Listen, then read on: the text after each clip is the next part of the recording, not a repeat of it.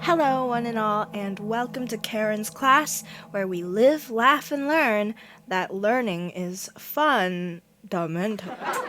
In this class, we will be deepening our understanding of synonyms and how to use them in this second segment of our four-part series all about the art of paraphrasing. So put on your thinking caps and let's get started.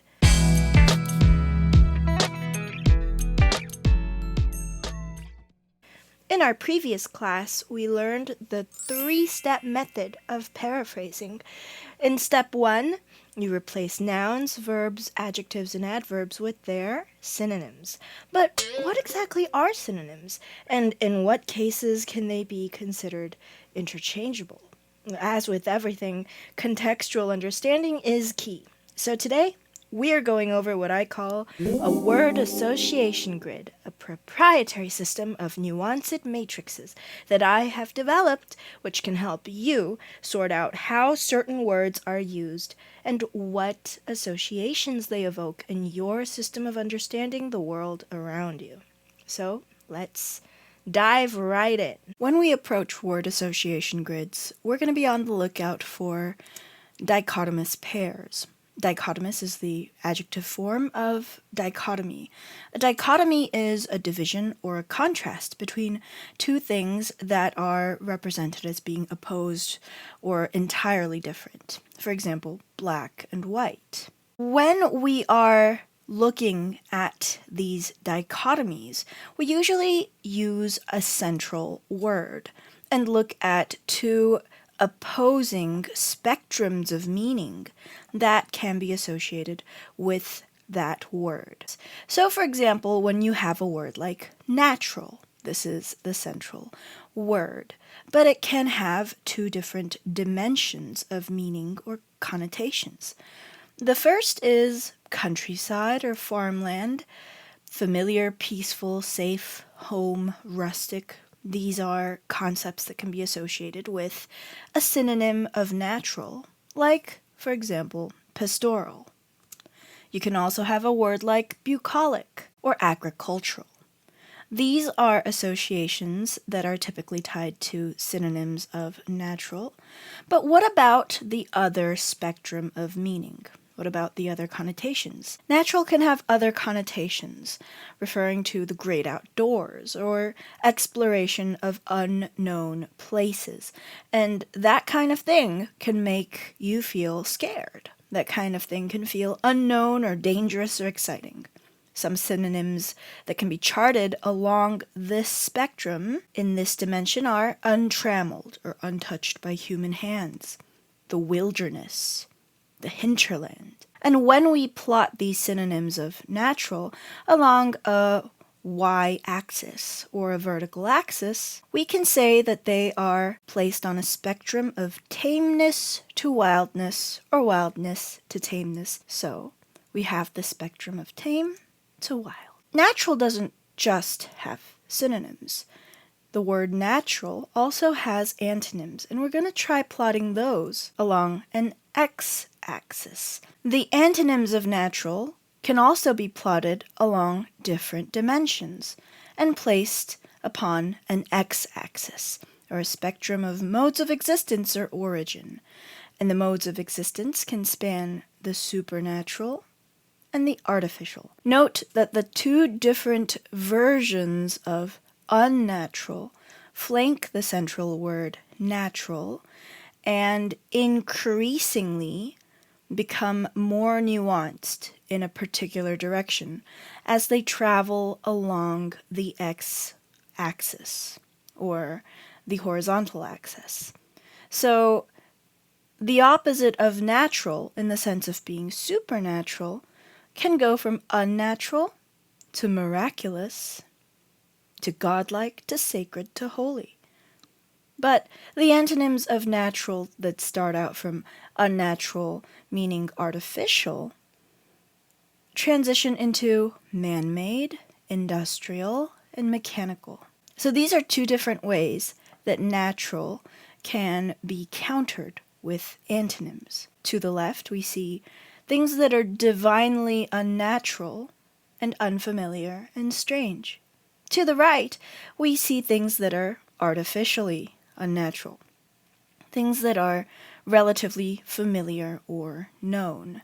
Now, I'm using the term familiar loosely because it really depends on which walks of life you are from, which walks of life are familiar to you. For example, if you work in information technology, the mechanical is going to be much more familiar to you. Whereas if you are a regular churchgoer or a very spiritual person, the concept of the supernatural might actually feel more familiar to you. The divinely unnatural refers to things that seem to go against the natural laws of things. Now, this depends, of course, on what religious tradition you follow and the relationship between the natural and the supernatural as dictated by your particular tradition or the faith in which you were raised. But let's just say that this is the general pattern along which these things are categorized.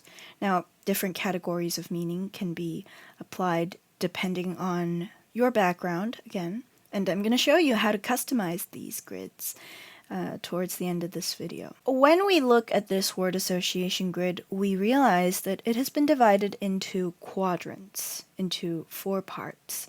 And on the top left-hand corner, we see things that are natural and familiar, because in most religions, the relationship between the divine and the natural implies that the natural world has been created by some supernatural or divine course of events that oversees the natural world. And these religions tend to encourage their devotees to be on more or less familiar terms with their deities. In that sense, the upper left quadrant can be considered natural and familiar.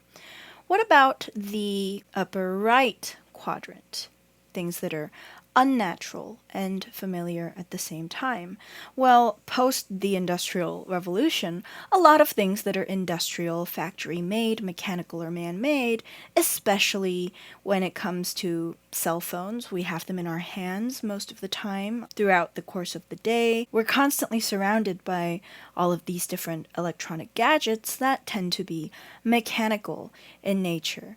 And so while these are unnatural, they are also familiar to us. This adds a different dimension to our understanding of this central word, natural, because when you think about an agricultural setting, this agricultural setting is the product of human labor that has tilled the earth, that has planted plants in the earth, that has created a system of civilization that exploits the productivity of the earth or the fertility of the soil. And so in that sense, even though it feels like this is what we know about nature, this landscape of the agricultural, it's at the same time unnatural and familiar. All things being relative, the agricultural farmland is still much more natural than the city, but there is at the same time this essential difference. Now, if we travel down to the lower right-hand corner, we see a quadrant labeled unnatural and unfamiliar. How can something be both familiar and unfamiliar at once?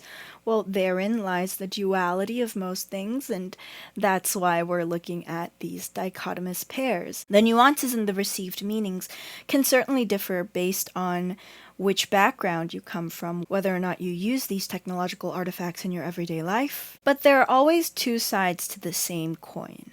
Something that is industrial can be both very familiar and inherently extremely unfamiliar.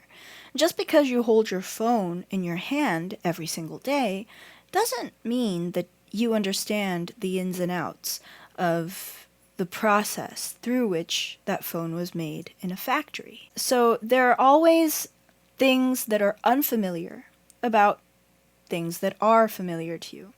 And there are always things that are familiar about things that seem unfamiliar to you at first glance. Now let's look at the last quadrant, last but not least, on the lower left-hand corner, the quadrant that refers to things that are unnatural and unfamiliar. Again, we need to keep in mind the duality of all things. Things that seem natural at first glance might actually, upon closer inspection, be unnatural.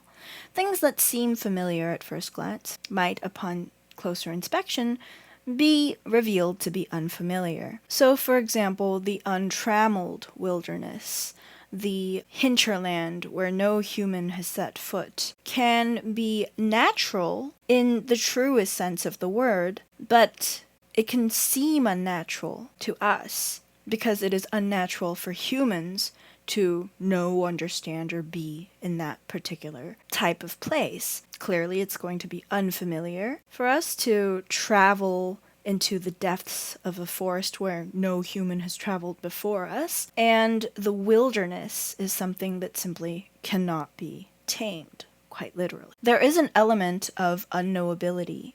There is an inherent mystery or obscurity to the concept of the supernatural as well, and that is mirrored in our attitudes towards the natural, the part of nature, the areas of the earth that we simply are not able to fully grasp, where human understanding, human comprehension, human technology has not yet reached. Now let's look at a painting something like this. This is an image that people of a certain faith might consider natural and familiar, and regardless of whether or not you are of that particular faith, this is, by the way, a painting of Jesus with children in an Italian countryside, and it was painted and placed in a Catholic church. The composition of the painting itself makes you feel a very specific way, and it has been placed and carefully, calculatingly depicted to evoke that kind of emotion. When the painter was painting this painting, he or she, or they, singular they, deliberately placed the figures in such a way as to give a sense of stability. If you draw an X from one corner of the painting to the other, you can see that the characters and the background are very carefully placed along the lines of that X-shape form, giving you a sense of stability, giving you a sense of comfort and familiarity, as well as a sense of naturalness, regardless of how rigidly the holy figure's hand is hovering above the small child. Now, in this kind of painting, we see word associations that travel along both the X and Y axes of tame and supernatural. This concept of the tame and the supernatural pertaining mostly to organized religion. That's why this image goes swoop in that little corner there. Next, let's look at an image that depicts the unnatural and the unfamiliar along the supernatural wild axes. This is a biblically accurate interpretation of an angel depicted in the Christian Holy Scripture, the Bible. In the Christian Holy Scripture, the angels are depicted as having many wings and many eyes and invoking terror in those who see them. The angels are quoted as saying, "Be not afraid." This is an image that has been circulating as a meme in many corners of the internet, precisely because, I think, it evokes that sense of the unnatural and the unfamiliar within this idea of the natural and the familiar, because the Christian faith is notoriously a very evangelical type of religion. It has been spread around the world, and many people know or feel that they are familiar with a lot of the basic precepts of the faith that they have been taught or that they have been exposed to. And yet this idea of a frightening angel that looks nothing like anything that we have seen in nature triggers a very specific response. It triggers the response of excitement and curiosity and fear all at once. And when that bundle of emotions is compounded by the factor of being encapsulated within a certain faith, there is the added dimension of awe that goes into it, of reverence, as well as, of course, the sense of the unknown, that unique feeling we get when we are confronted by things about which we can only hope but fail to fully understand. So that goes swoop into that corner there. Next, we're going to look at the dimension of the unnatural and the familiar.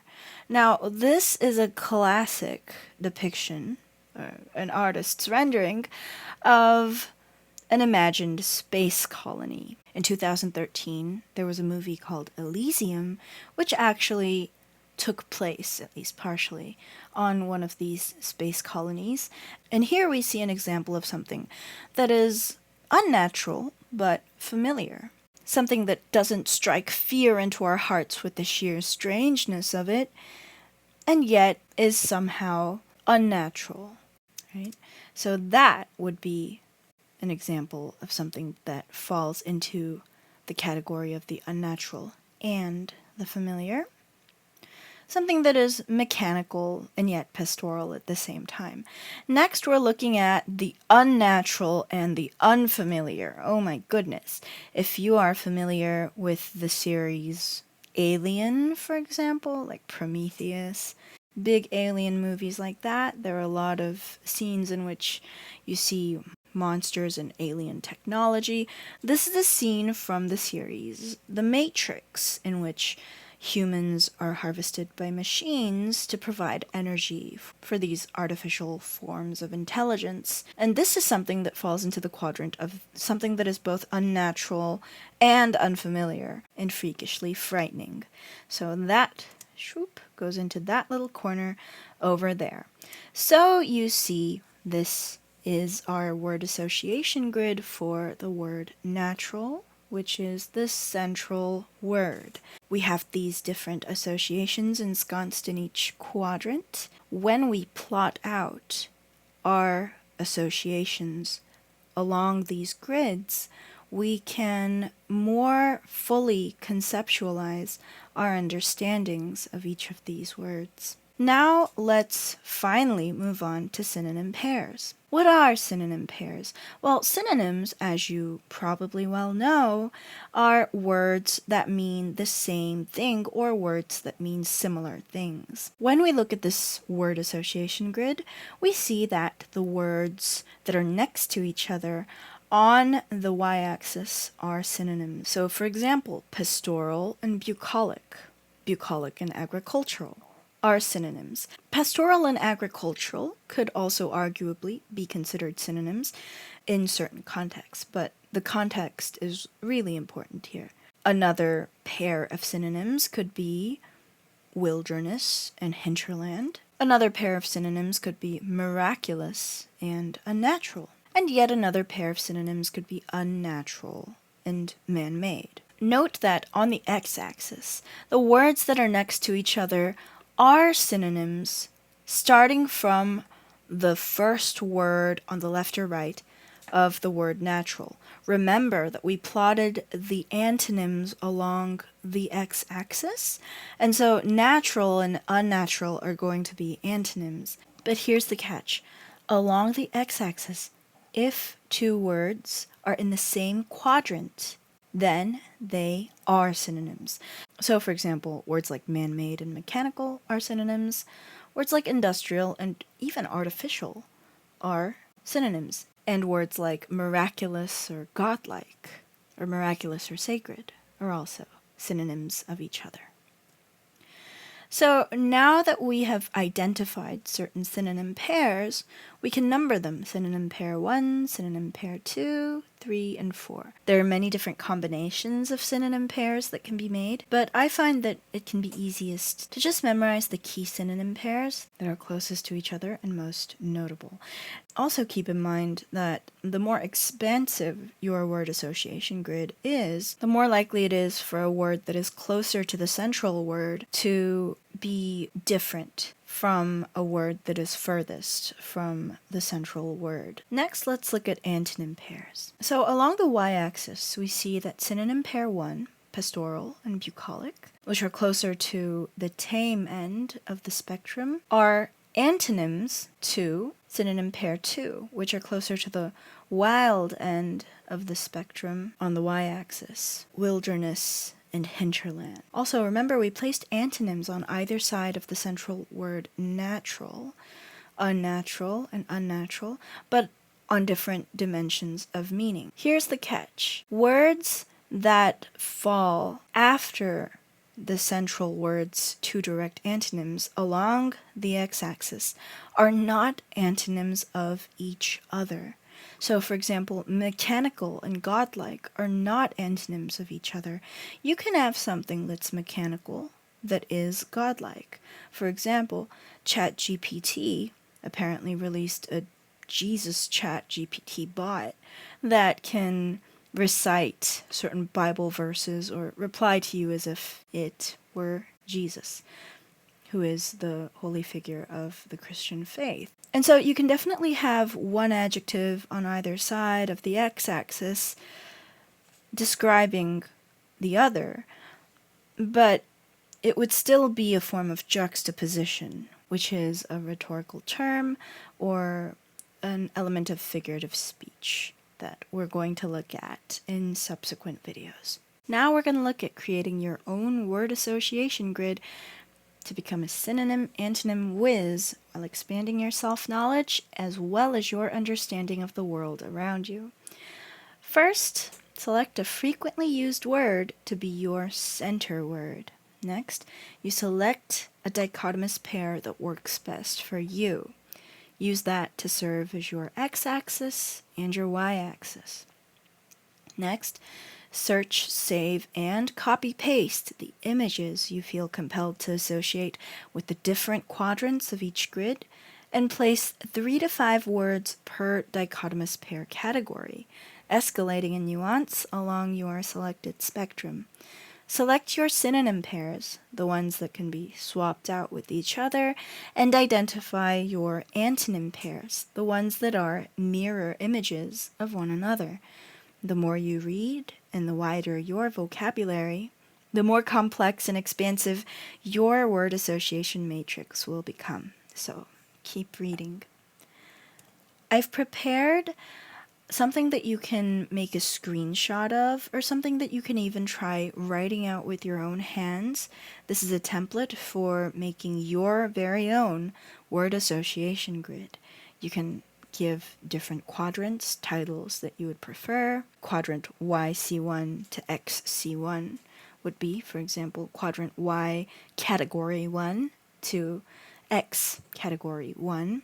And along the y-axis, spectrum of Y category 1 to Y category 2, and you have the central word. So that would be the word association grid you can make. You can take a moment to pause the video or take a screenshot, whatever works for you. That's going to be what you're going to do. This is a word association grid key that you can also take a screenshot of or write down your own version of, and it's really going to help you understand the full layout of the spectrum of meaning, the landscape of meaning really, that comes with a given word. This has been lesson 2 of 4 in our series, How to Paraphrase, understanding synonyms, antonyms, and dichotomous pairs.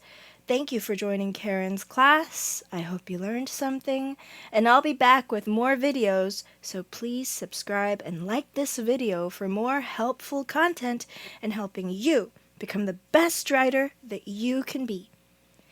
See you next class, and until then, keep your thinking cap on.